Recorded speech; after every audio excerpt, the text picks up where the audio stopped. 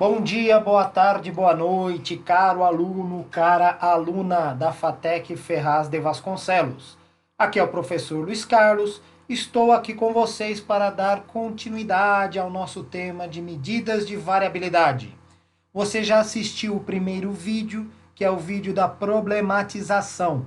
E agora vamos continuar. Este é o segundo vídeo, o vídeo onde nós vamos organizar o conhecimento, organização. Então, dando sequência, vamos à nossa teoria. Então, vamos começar a ver algumas medidas ligadas à variabilidade, algumas medidas de variabilidade. Num conjunto de dados, muitas vezes é interessante nós encontrarmos o menor valor, o mínimo desse conjunto de dados. A função no Excel que nos dá esta informação é a função chamada menor. Aqui, ó, função menor do Excel. Também é interessante, muitas vezes, encontrarmos o maior valor, o máximo do conjunto de dados. E a função do Excel correspondente está aqui, é a função maior. Com esses dois valores, o máximo e o mínimo, eu consigo calcular uma medida de variabilidade chamada amplitude, que nada mais é que a diferença do maior pelo menor valor. Vejamos aqui no nosso exemplo. Esse aqui é o exemplo 3 que nós já vimos aí lá no primeiro vídeo, os 3 lotes de tempo de duração aí das amostras de lâmpadas. E aqui nós temos o tempo de duração, uma inspeção visual no primeiro lote nos determina aqui o valor máximo e o valor mínimo. Naturalmente, esse conjunto de dados ele é um recorte, ele é pequeno. Num conjunto de dados, na verdade, sem um recorte, ou num exemplo um pouquinho mais real, você vai ter muitas informações. Você não vai conseguir fazer isso visualmente. Por isso, as funções menor e maior aqui do Excel. Mas aqui, como trata-se de um exemplo, para fixarmos os conceitos e a metodologia de cálculo, aqui você consegue, com uma simples inspeção, localizar. E aí a amplitude, então temos aqui o máximo e o mínimo para cada um dos lotes, e a amplitude nada mais é do que a maior medida menos a menor. Então aqui, no primeiro lote, 94 menos 56, temos uma amplitude de 38. Refazendo os cálculos aí para os outros lotes, nós temos os outros lotes com amplitude de 34 horas. Sempre lembrando aí que essas medidas que nós estamos calculando têm a sua referente unidade de medida. Nesse caso, é horas, né? Porque está aqui o tempo de duração em horas das amostras. Muito bem. Então, essas são as primeiras 3 medidas, aí, mínimo, máximo e amplitude. Muito bem. Vamos continuando. Vou relembrar com vocês, nós já estudamos isso aqui exaustivamente, a média, né? Aqui nós temos aqui a nomenclatura ligada à média, né? Uma média, o símbolo que usamos para população é a letra grega mi, para uma amostra o x barra. Para as observações, ou a quantidade total de observações que eu tenho de uma população é n maiúsculo, a amostra é n minúsculo. Cada observação individual que eu tenho, x de i e x de i, maiúsculo e minúsculo. E a fórmula aqui, essa aqui é a fórmula da média, o símbolo E de somatório, eu estou somando todos os valores e dividindo pela quantidade total de valores. Aqui só a diferença aí das nomenclaturas, né? N maiúsculo, N minúsculo, mi, x barra, população e amostra. E a função do Excel, naturalmente nos dois casos, a função é a mesma, é a função média com acento aí, não esquece do acento, no Excel que estiver em português, naturalmente. Muito bem, lembrei com vocês aqui a média aritmética ou simplesmente a média. E agora nós vamos falar da próxima medida de variabilidade, que é a medida chamada desvio. Na verdade, essa é uma medida acessória que vai ser útil para calcularmos as duas principais medidas, que são a variância e o desvio padrão. O que é o desvio? O desvio nada mais é do que o valor de cada observação subtraído da média. Aqui, na nossa nomenclatura para a população, xi menos mi. Nomenclatura para uma amostra, xi menos x barra. Muito bem, vamos lá, voltando lá para os nossos 3 lotes, que é o que se referem ao nosso exemplo 3. Vamos pegar aqui para o lote 1. Então eu tenho as informações do lote 1 aqui. Nós podemos calcular a média para o lote 1, o cálculo da média está aqui, é simplesmente somar todo mundo, como você está vendo aqui, e dividir por 10, porque eu tenho 10 informações, eu tenho aqui o meu xi, x1, x2, x3, x4, né? Primeira informação, segunda, terceira, quarta e assim por diante. Então, dividindo por 10, eu tenho aqui as 80 horas, que é a média dessa amostragem para o lote 1.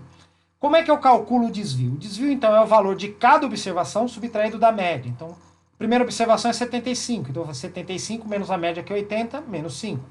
Segunda observação, 80. 80 menos 80, 0. Terceira observação, 72. 72 menos a média, que é 80, menos 8. E assim por diante. Eu estou transcrevendo aí o resultado aqui para baixo, só para deixarmos aí mais organizado. E assim por diante, né? Vou pegando cada observação e subtraindo da média, que é 80. E aí eu consigo aqui os meus desvios todos, que estão aqui nessa linha da minha tabela. Então esse é o desvio de cada observação em relação à média. Repare que se somarmos todos os desvios, somando todos os desvios, nós temos como resultado 0.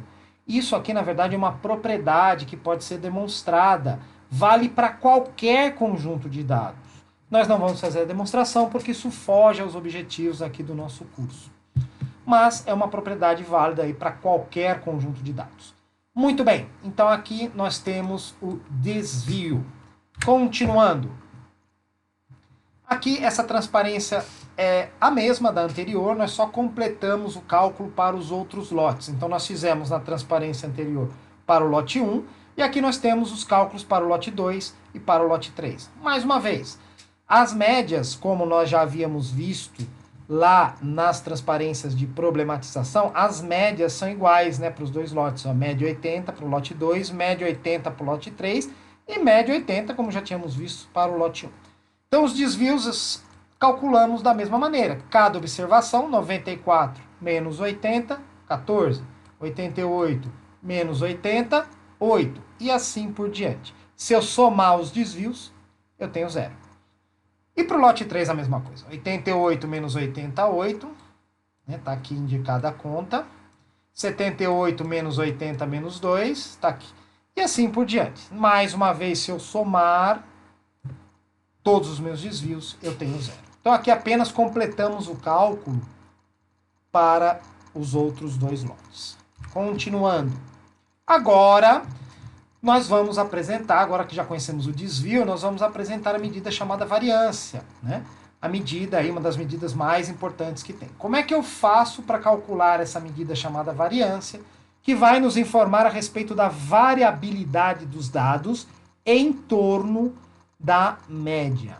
Primeiro passo, eu calculo os desvios, conforme fizemos na transparência passada, no slide passado. Depois, elevamos esses desvios ao quadrado.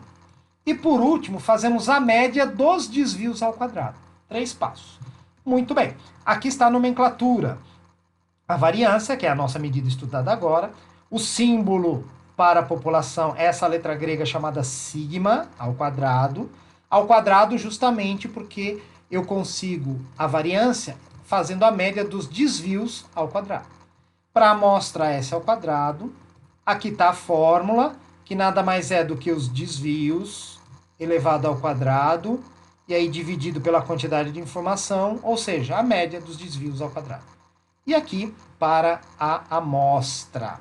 A função do Excel é var.p, e para a população, e var.a para a amostra. Aqui temos um ponto bastante importante, repare, para a população, a hora que eu calcular a média dos desvios ao quadrado, para a população eu vou dividir pela quantidade total de informação, que é N. Para a amostra, eu vou dividir pela quantidade de informação menos uma unidade. O porquê dessa diferença nas duas fórmulas, a explicação eu vou mostrar para vocês num vídeo que eu coloquei o link aqui para vocês darem uma olhada. Lá vai estar essa explicação. Muito bem? Então vamos seguir. Então, continuando aqui a organização, vamos fazer apenas aqui um exemplo, né? Vamos pegar mais uma vez o nosso lote 1, que é o exemplo que estamos trabalhando aí nas transparências passadas, e vamos aplicar a ele os 3 passos. Então, são as mesmas informações. Ó. As minhas 10 informações do lote 1, aqui está o tempo, né, de cada observação, tempo de duração de cada lâmpada em horas. A média é 80, né, conforme já tínhamos visto na transparência anterior, já tínhamos feito essa conta, 80 horas. Então, primeiro passo, ó, passo 1, vamos calcular os desvios.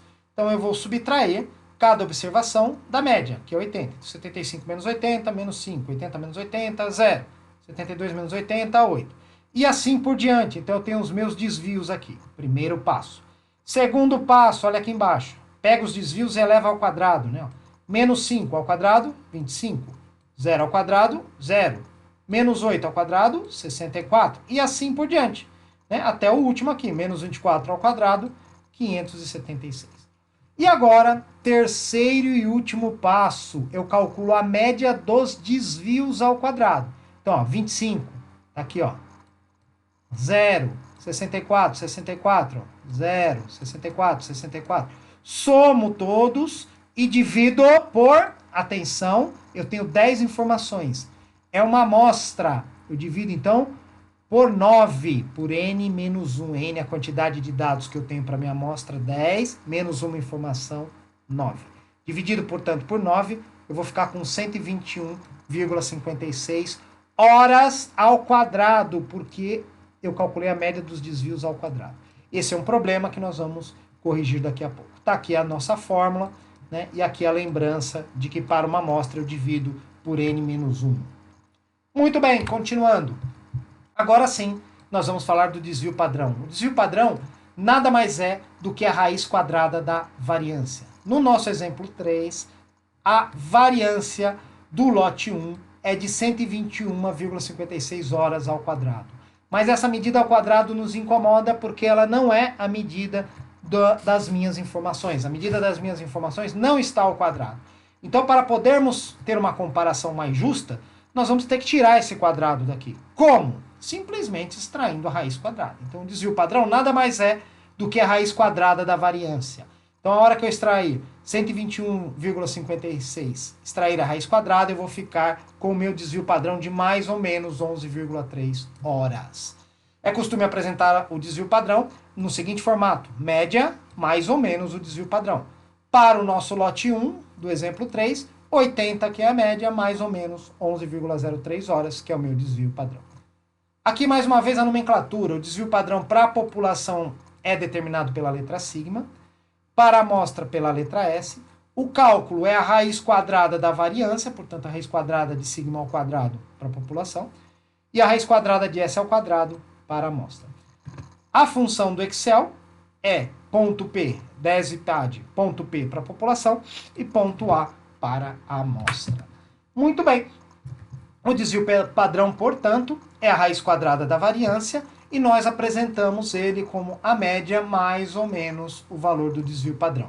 Graficamente, eu tenho aqui as 80 horas, que é a média ocupando uma posição central, e aí eu tenho uma variação de 80 mais 11,03, que vai dar 91,03 horas, e 80 menos 11,03, que vai dar 68,67 horas. Então é assim que, graficamente, eu poderia apresentar esse intervalo, na verdade, em torno da média, um intervalo de um desvio padrão para mais e para menos em torno da média.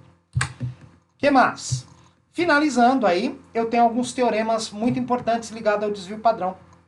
Se a minha distribuição é uma distribuição normal, o que já vimos em sala de aula, que é uma distribuição onde os dados estão uniformemente distribuídos em torno da média, ou é uma distribuição normal ou aproximadamente normal, eu tenho que 68% das minhas observações, se a minha distribuição é normal, 68% delas estão no intervalo de um desvio padrão em torno da média. É um teorema bastante forte. Temos outro teorema, que é o teorema de Chebyshev. Esse teorema se aplica a qualquer distribuição, não somente a uma distribuição normal. Ele é mais forte, mas ele exige mais também. Ele nos diz que 75% dos valores de uma distribuição qualquer estão dentro da faixa de 2 desvios padrão. Como ele é mais forte, ele exige mais. O problema de 2 desvios padrão, que estaria aqui, ó, né, é que com 2 desvios padrão, normalmente, muitas vezes eu pego a minha totalidade de dados. E aí, quando isso acontece, esse teorema não tem uma aplicação significativa. mas ainda assim ele é um teorema bastante utilizado em alguns casos. Muito bem, então temos aí o nosso desvio padrão. E por último, fechando, nós temos o coeficiente de variação. O que acontece é o seguinte, muitas vezes nós precisamos comparar dois conjuntos de dados, como foi o caso das duas ações, como foi o caso dos dois operários e como foi o caso dos 3 lotes. Só que muitas vezes esses conjuntos de dados eles podem ter naturezas diversas, ou ainda ter a mesma natureza, mas com contextos e restrições diferentes. Então, quando isso acontece, eles não são comparáveis diretamente pela variância ou pelo desvio padrão. Eu preciso de uma medida relativizada. Essa medida relativizada é o coeficiente de variação. E o coeficiente de variação ele é bastante útil e bastante utilizado. O coeficiente de variação nada mais expressa do quanto em porcentagem o desvio padrão representa da média. Então, para calculá-lo, eu simplesmente pego o desvio padrão, aqui é a informação do nosso lote 1, 11,03, e divido pela média, 80. Multiplico por 100 para ter a resposta em percentual. Portanto, o lote 1 tem uma variabilidade, ou um coeficiente de variação, de 13,79%. Isso é um número que representa a dispersão desse conjunto de dados em relação à sua média. E está aqui, né, a nomenclatura e a fórmula. Muito bem. E aqui, finalmente, a explicação do porquê dividimos por n-1 quando nós temos uma amostra para o cálculo tanto da variância como do desvio padrão. Nós dividimos por n-1 porque essa divisão torna a medida de variabilidade amostral o mais próxima possível da medida de variabilidade populacional. Esse aqui é um teorema, a demonstração também não cabe nesse curso. Para que possamos ter uma ideia um pouquinho melhor, eu peço que vocês assistam esse vídeo, onde inclusive tem uma simulação mostrando que quando a gente divide uma amostra por n-1, as medidas de variabilidade ficam mais próximas das medidas populacionais.